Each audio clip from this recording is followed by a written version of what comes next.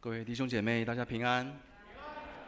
今天我要跟大家分享我参加教会的门徒学校的心得跟经验。我在2014年在富强教会受洗成为一个基督徒，也成为一个上帝的儿女。但是一开始的时候，我只是跟大家一样坐在台下，一起跟着敬拜团来唱诗歌敬拜，做礼拜时认真听牧师的讲道，也一起参与奉献。每个礼拜都行礼如仪，我以为当一个基督徒这样子就够了。虽然那时候的蔡牧师他一直鼓励我们要参加教会的门训课程，还有查经班，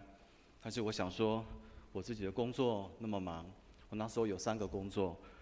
那怎么可能有时间来参与教会的门训课程？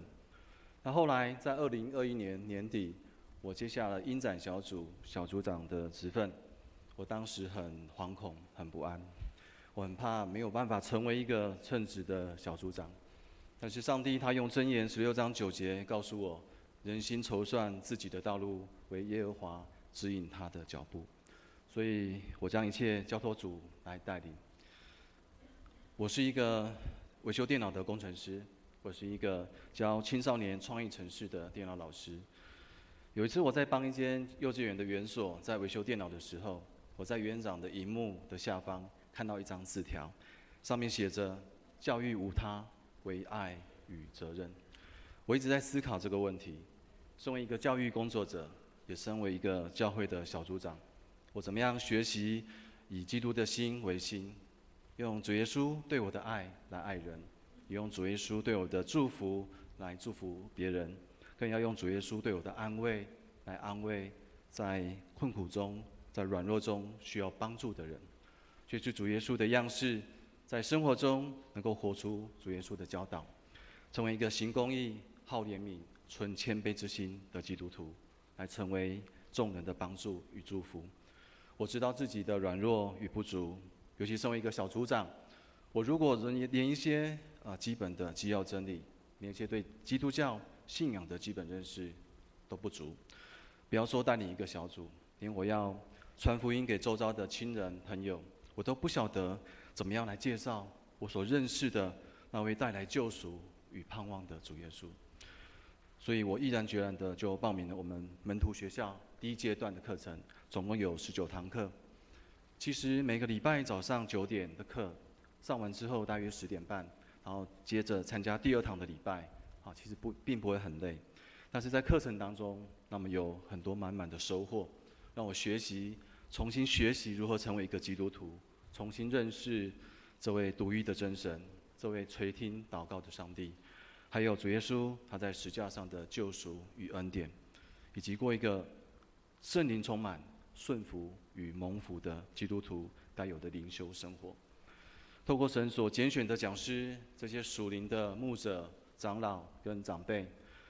分享他们的信仰造就的过程跟见证，绝对会让你有满满的收获跟感动。我记得我们的讲师之一，也就是底波拉小组的小组长，我们昨天娶媳妇的瑞玲姐，她有跟我们分享，她说很庆幸，我们要珍惜，因为我们是富强教会的一份子，我们教会有这样完整的门徒培训的课程，这是有许多教会所无法提供的课程跟资源，能够帮助我们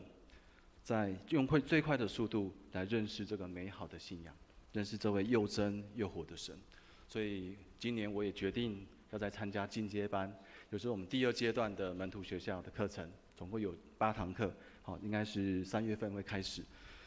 最后我要分享一个故事，有位著名的芭蕾舞舞蹈家，他在他80岁生日的时候，有很多人献上祝福，有人称赞说，听说你从小就是个天才。可是他听了心里很不以为然，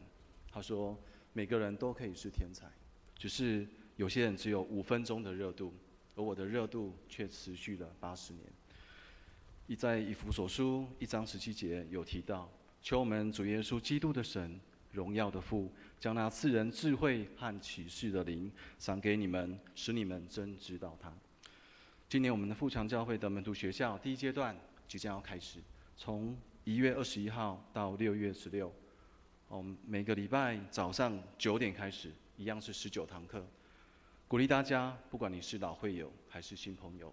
我们要一起来参加。除了主日礼拜，我们是否也可以挪出时间来参与这样的课程，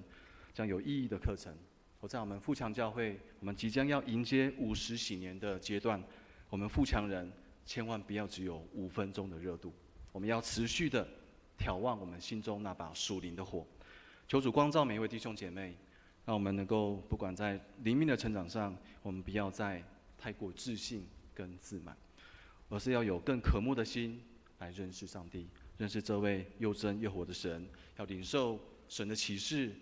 和他的教导，让我们成为一个能够让自己受造就、受装备，成为神所喜悦的门徒，将来成为一个能够让神所使用传福音的使者。